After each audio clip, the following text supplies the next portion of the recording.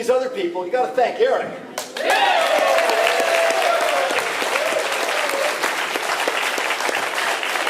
So this kind of thing doesn't happen without a lot of volunteers, and Eric is volunteer numero uno.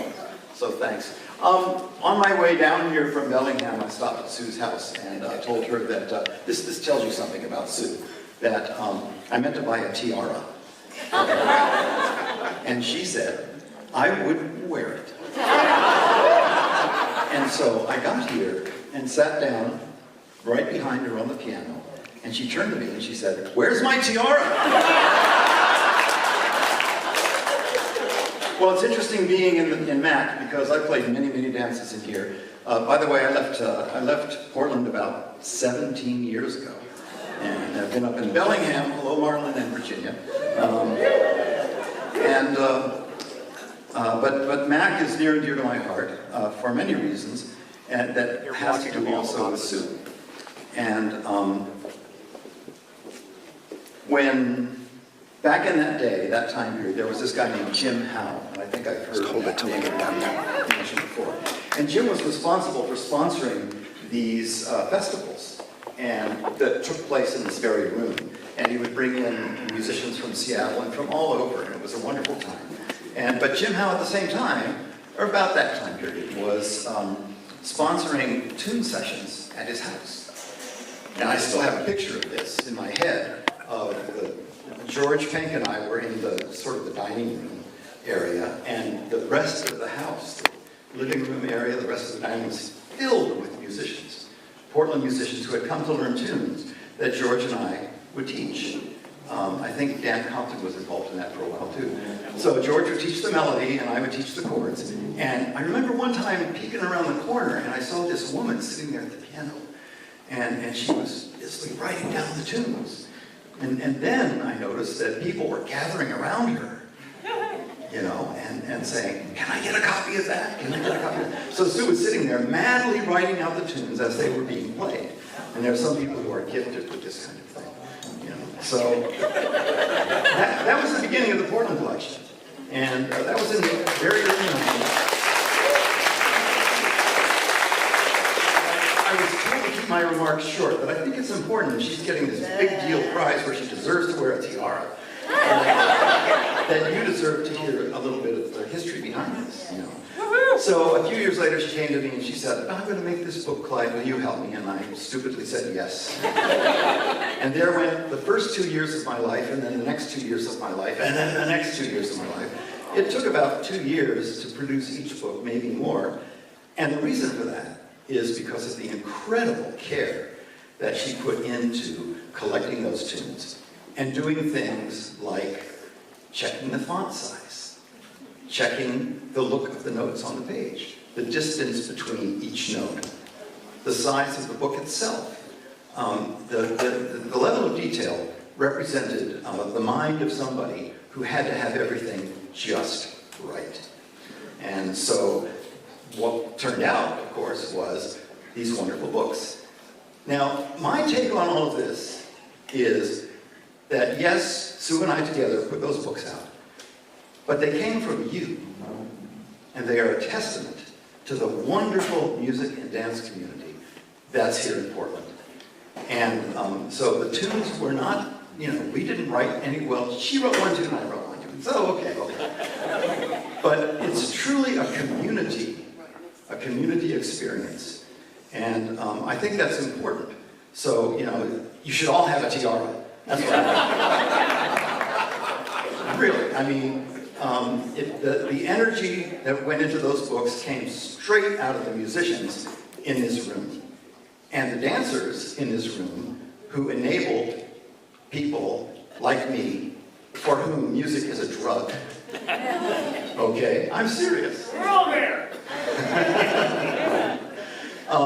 And so that's kind of an important thing, is that the community as a whole made this wonderful thing happen. So thank you guys, but I'm not through.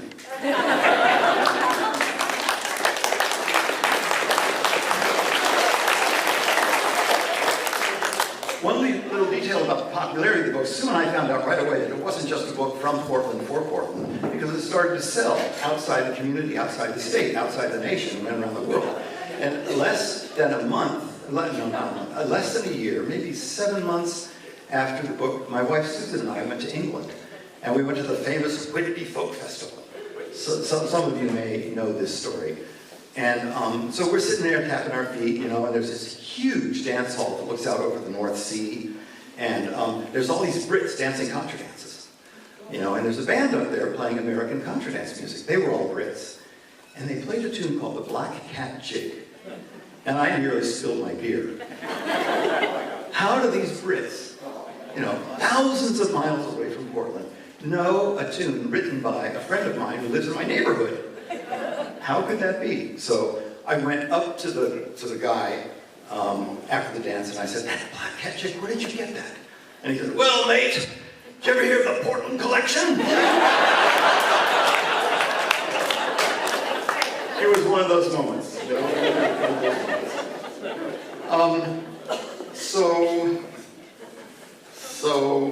Okay. So there's controversy about the tunes in the book, and I run across people like this all the time, and so does Sue. They read the tune out of the book, and they say, "This is the way the tune goes." And they play music with somebody else, and they say, "No, you can't play it that way because it's like this in the book."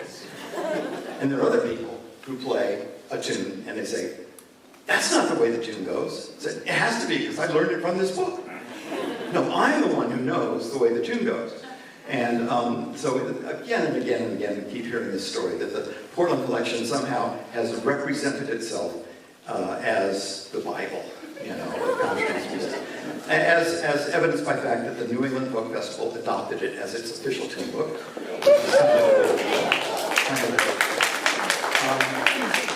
But my favorite story in this regard is I have a friend up on Lopez Island.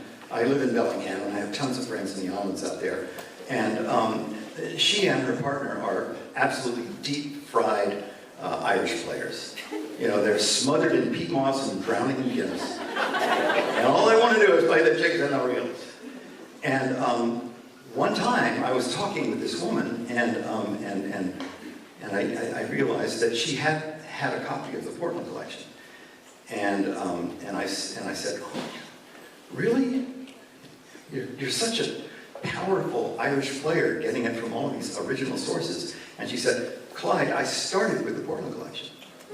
That's what got me going into this music." And I just felt really good about that, because she never uses it anymore. She doesn't need to. So when I talk about a gateway drug, that's exactly right. So Sue the musician, I think she's one of the great contra dance piano players in the country.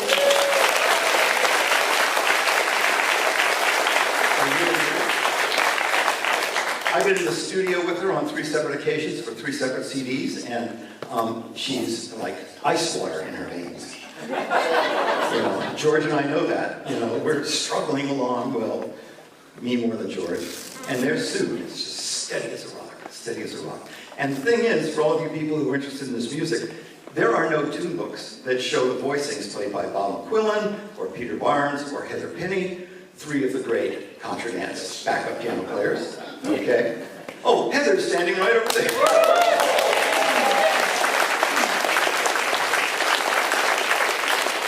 And so Sue used her considerable ear, all right, and learned how to play by listening. Not by reading out of the book, but by listening. Which brings up another story. I wrote the notes. I wrote the notes to all 3 books.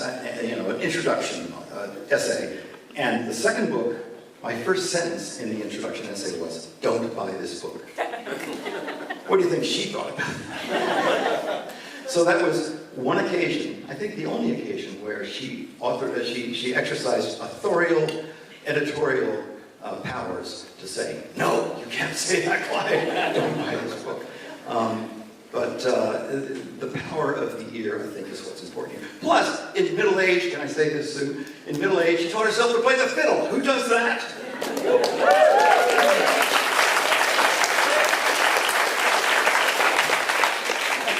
So the mega band, I think, is a notable achievement, and all of you in the mega band know this. And I think it's as notable achievement, in my own way, I think, as the books, because it's a continuing, living thing that gets revived year after year, that to this point has involved thousands and thousands maybe of people who have participated in that, and more power to you. The only complaint I have about this, and this is really kind of funny, is that I think I was down in Portland during one of the mega band dances up at PSU, and I said to Sue, "Can I sit in?" You know what she said. She said, "Clyde, did you come to any of the rehearsals?"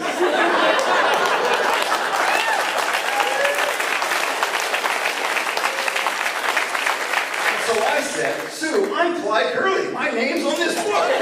My name's on these CDs, and you're not going to let me play in the mega band?" And she said, "No, I'm not."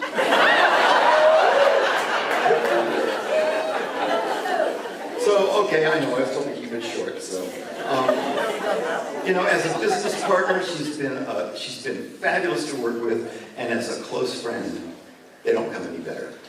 And my wife Susan and I have spent many evenings at her house late into the night talking about our kids, talking about politics, talking about all of you. And so she's been really close to my heart, Sue. And Susan and I thank you for that. So, that's all. Congratulations, Sue. Congratulations, Sue.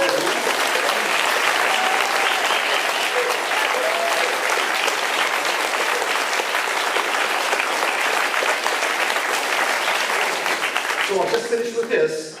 The CDSS should now be called the Country Dance and Songer Society.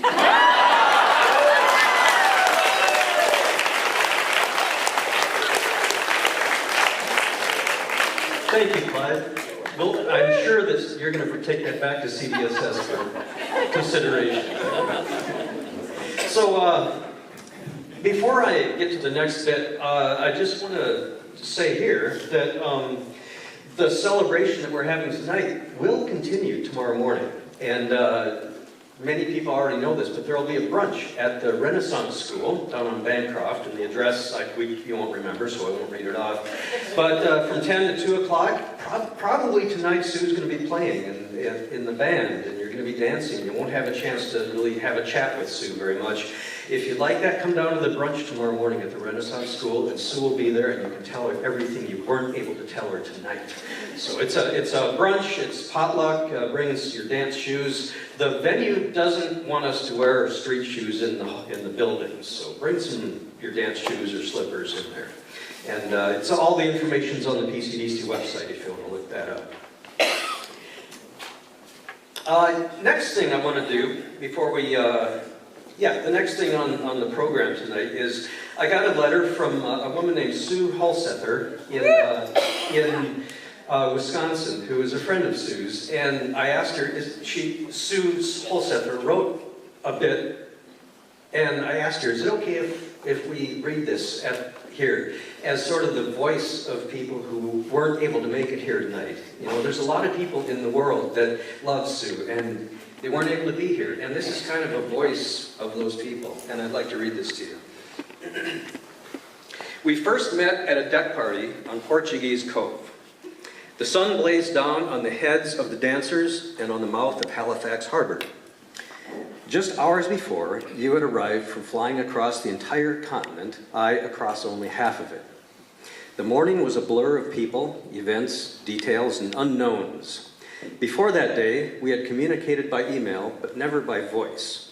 Yet you greeted me with warmth, kindness, just before you set down your brunch plate and played a stellar concert with a threesome that had never played a note together before that moment. In the next 2 days, we had 5 gig events in 4 locations, which included hauling sound gear up and down fire escapes, a gym full of 85 dancing 4th graders. Then, in a rare, unscheduled moment, you took me aside and told me in no uncertain terms, "You are great, and this is why I think so." A long conversation ensued, and our friendship was born. I was a newbie on this CDSS tour, and you drew me in. You made the circle wider, included me, and validated me. You were, and continue to be, an encourager in the deepest sense.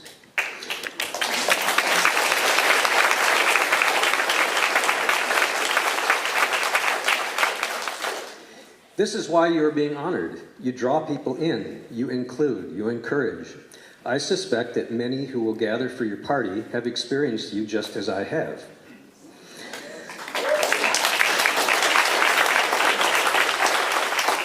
And across the country, there are a multitude of people who, like me, have been impacted by you. We honor you for the Portland Collection and the Mega Band, but perhaps even more so for what's behind them. Your passion for music and dance, your generosity of time and spirit, which enables others to be part of it. Your mentor, friend, and inspiration. This is hard to read. It's fun to read. Your honesty, vigor, clarity, and kindness are a model for us all. So I join the masses who celebrate you. You are great, and this is why we think so. Thank you for making the circle wider.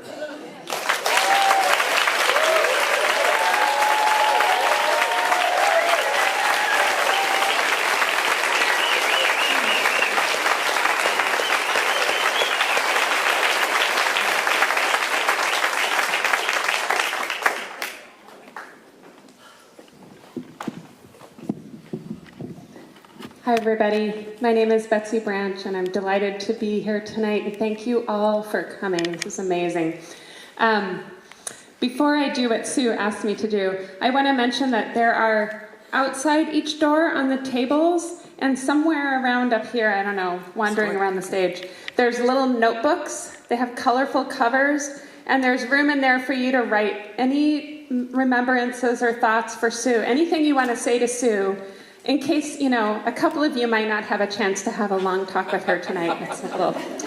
There are a lot of you here. So please fill those up with joy and love and all your thoughts. And just they're around.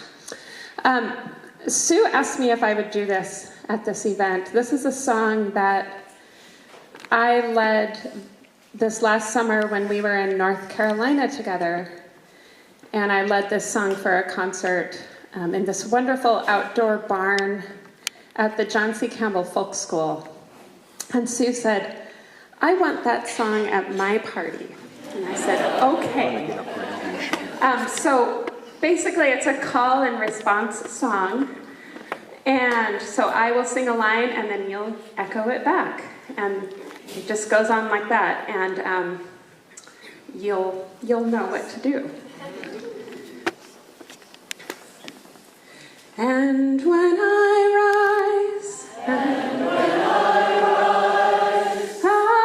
will rise up, like a bird, without regret, joyfully. And when I stand, I will stand tall, like a tree, without regret, courageously. And when I fall, I will fall down, like a leaf, without regret,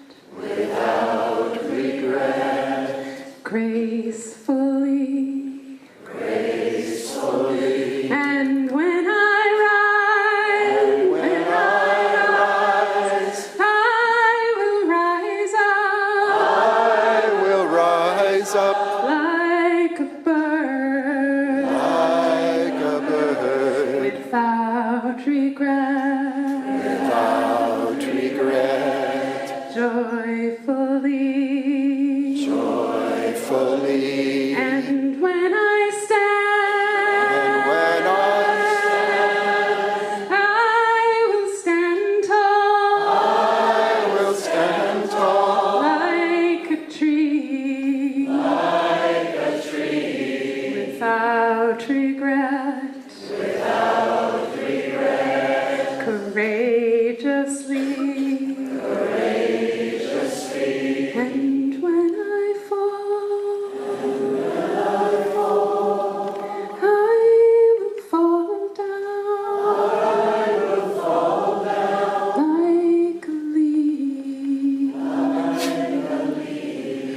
without regret, gracefully, without regret, courageously, without regret, joyfully.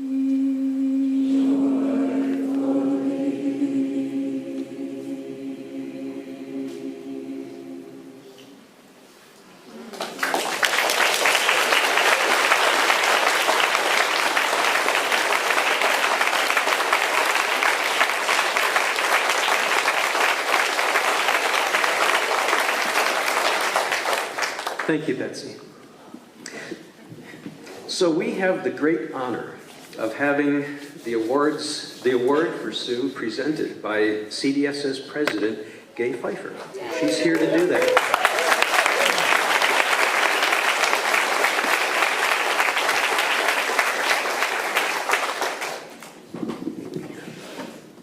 Good. I know many of you, but not all of you. I've been the president of the board for just about a year. I just want to quickly introduce the other CDSS board members who are here. Brooke Friendly is up here in front. Diane Marr in the middle. Doug Plummer on the stage. We have nice representation from the Northwest and the West.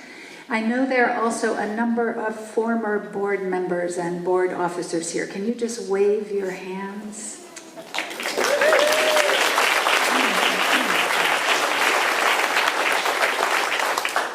So the vision of the Country Dance and Song Society is to have communities around North America strengthened by dancing, singing, and making music together. Our mission is to connect and support people who are building and sustaining those vibrant communities.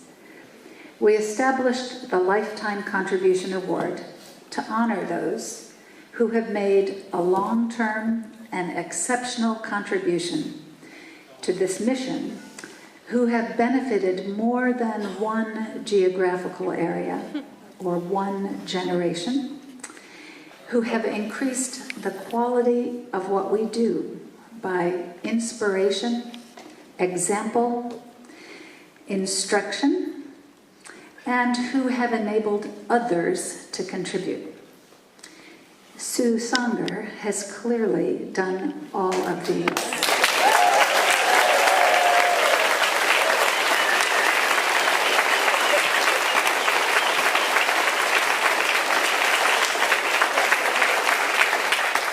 She embodies our core values of inclusivity, stewardship, creativity, and collaboration. I'd like you to indulge me and close your eyes for a moment and think back to your first introduction to our dance, music, and song community.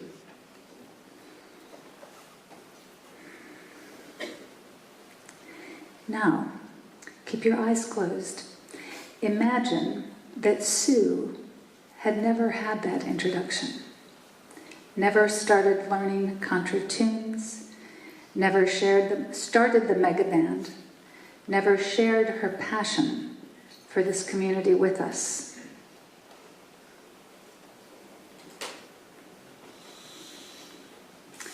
Now open your eyes and be thankful that Sue is here.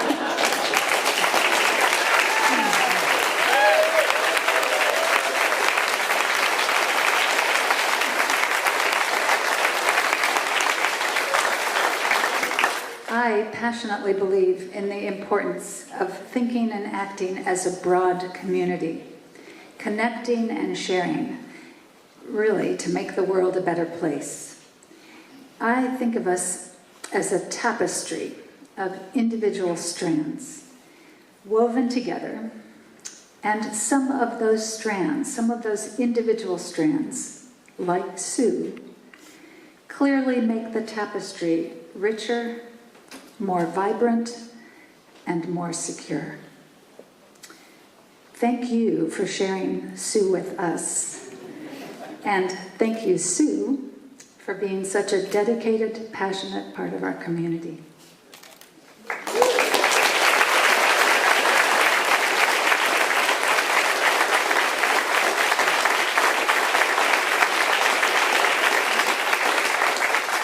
I'd just like to point out that we are giving Sue a whole bunch of CDSS swag as part of this, and then I'd like your indulgence to just read this certificate. On behalf of the membership of the Country Dance and Song Society, the Executive Director and Governing Board are pleased to present this award to Sue Songer. Since the 1980s, Sue has been an integral force in the music and dance scene of Portland, Oregon, and far beyond. She is well known and beloved as the founder and director of the Portland Mega Band. As co-editor of the Portland Collection series, she has now produced 3 volumes that are indispensable across the globe. Sue currently plays in 2 contra dance bands and teaches at festivals, dance weeks, and other events from coast to coast. Her support, passion, and kindness have inspired musicians of all abilities. She has also devoted her time and energy on many committees and boards, including the local Portland Dance, CDSS, and the Northwest Folklife Festival. For her ongoing dedication and invaluable contributions to music and dance communities far and wide, we are delighted to honor Sue today.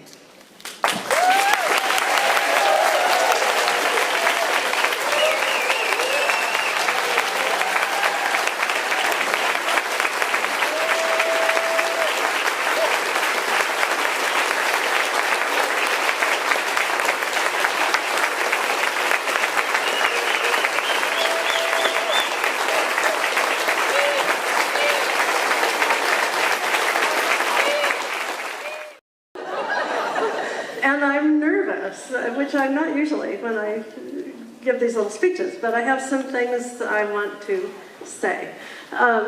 First of all, thank you to CDSS for having this occasion, for making it possible for me and so many others before me, and for all the really wonderful work that you do in support of dance and music. More about that in just a little bit. I'm also feeling extremely lucky, just in almost every way imaginable. There are a lot of very deserving people for this same honor, but in order to get it, you have to have someone nominate you. And so Betsy and Eric and Martha snuck around for quite a while. Coming up with the nomination for me. I knew nothing about it, and so I am very, very fortunate to have a wonderful nominating committee, and I hope that other people out there who are very deserving also have the good fortune to have someone who can do such a good job. So, that being said, there are some other things I want to acknowledge. First of all, my family, they all live in Portland, and I would just like people here to know who they are. My husband Lanny and my 2 daughters and their spouses. I can't even see you, but would you stand up or raise your hand or something so that...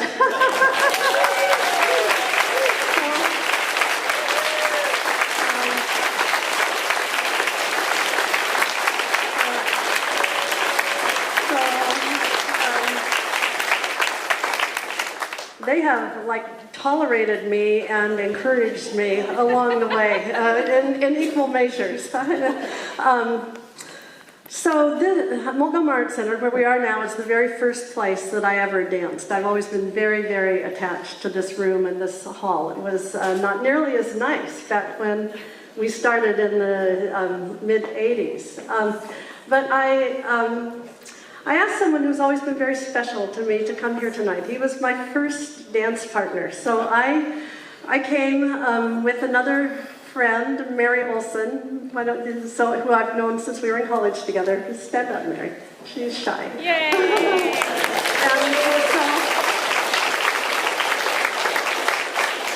Mary and I arrived in the middle of a dance. We didn't know about the instruction at the beginning, and we sat over on that wall, because that's what you do when you go to a dance. As far as we knew, you go in and you sit down and you wait for someone to ask you. And immediately from across the room on the other side came Arthur Metzger, who's sitting right there beside Mary.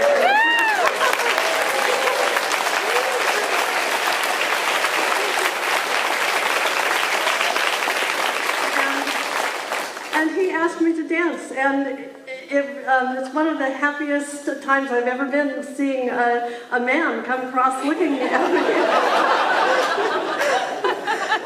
I knew I was going to get a dance partner. I was thrilled, and so he was so nice to me that whole evening, and then times following. And if Gay talked about your first dance, which you probably all remember, and probably like me, a lot of you were nervous when you came, and would you be able to do it, and would anyone ask me? And it just makes all the difference if even one person goes out of their way to befriend you. So if you see someone sitting on the sidelines looking a little lost, I encourage you to go talk to them, especially during the break. I remember my first break where I came to a dance alone. It seemed interminable. But I really wanted to stay for the second half of the dance, so I somehow made it through that break. So anyway, thank you, Arthur, for asking me all those years ago.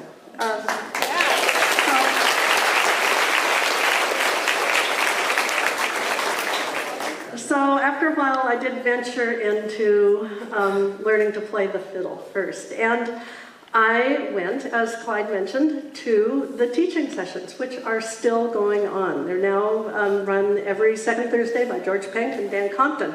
But that is how I got my start playing contra dance music. And any of you who are wondering whether you can do this, I should tell you about my very first time when I went there with my new fiddle. But I was too shy to take it out of its case. And so I sat through the whole first 2 hours of that with my fiddle in this case. And so George and Clyde, in a really good example of meeting a student where they are, said to me, please come back, and next time you can aim to take your fiddle out of the case.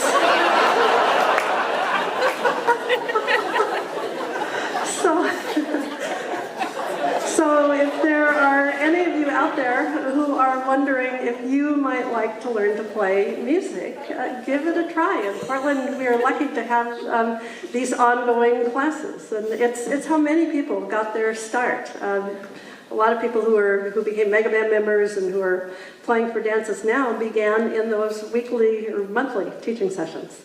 Yeah. So this next part is for the guests here from out of town, and I'm glad a lot of mention has been made of community, because that fits right in with what I want to talk about next. So Clyde talked about the contributions that came from many of you out there for the Portland collections. Dancing, and especially contra and English dancing, they're collaborative experiences. And so I would expect that people who enjoyed these activities would also be good collaborators. But in Portland, we have super good collaborators. When I went around with the idea for the first Portland collection in my head, and asked musicians who were playing in bands, would you share your repertoire with me?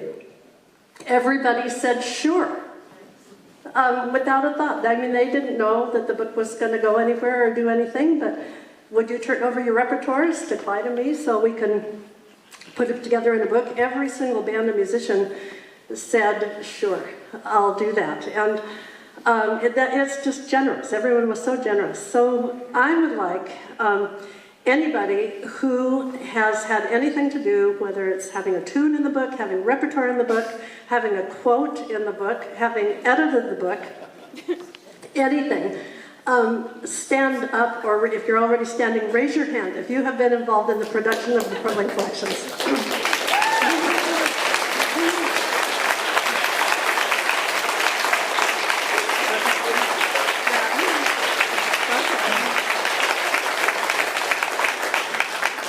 And there's someone else to introduce here along the lines of the Portland collections. Where's Debbie Bain? Stand up. Yeah. Okay. So Debbie has been the printer's rep for the Portland collections for all 3 books in 3 different publishing houses. And I followed her from printer to printer because she had such a good eye for detail and has been so wonderful to work with over the years. And just making many trips to our house and going the extra mile for a lot of this. And the 3rd Portland collection cover is the color of Debbie's purse.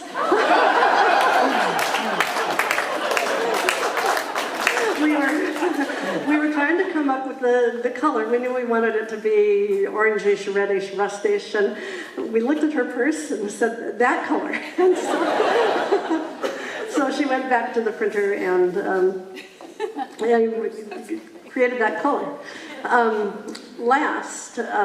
If you have been involved in any aspect of the Portland Mega Band, and this is another thing, when the Mega Band first started, and the very first Mega Band dance was here on this stage, when Tyler Robinson, who's here somewhere, asked me if I would, he's sitting on the floor, put together a group of musicians to play a New Year's Eve dance, and it could be a big group, bigger the better. So I asked everybody I knew who played music at any level, would they play the New Year's Eve dance? And again, everybody said, sure. You know? Pandora's box. Yeah. And this is benefit dance too. No one was getting paid. So I think every musician I asked if they were going to be in town said yes, they play that New Year's Eve dance. And so one thing led to another. And oh, thanks. I'm almost done. And so now we have the big Mega Band event every year. So I would like, again, so people from out of town can see, if you've been involved in any part of the Mega Band dance, if you have run around on the floor, scraping up dirt, if you have done admission at the door, if you've played in the band, whatever, stand up.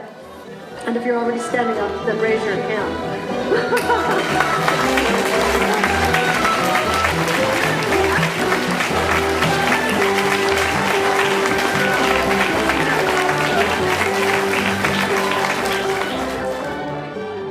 Portland Country Dance Community does this on a more limited local basis that supports all kinds of new dance communities and provides learning opportunities. CDSS does it on a more national level. And if you're wondering how to join, there are membership forms out in the foyer. So I just really encourage people to join these organizations. They provide benefits to you as well, but it's a way of giving back to something that has likely meant a great deal to you in your lives because you're here. And the other thing is just simply volunteering wherever you are. It takes a lot of work to run events, and volunteers are always needed. So you'll be contributing, you'll be making friends, you'll be having fun, you'll be just deepening your relationship with this whole world, which is a very good place to be. So thank you, everyone who came. I am amazed. And thank you, CDSS and PCDC and Betsy and Eric and Martha in particular. So I think that's the end of this. Is that right?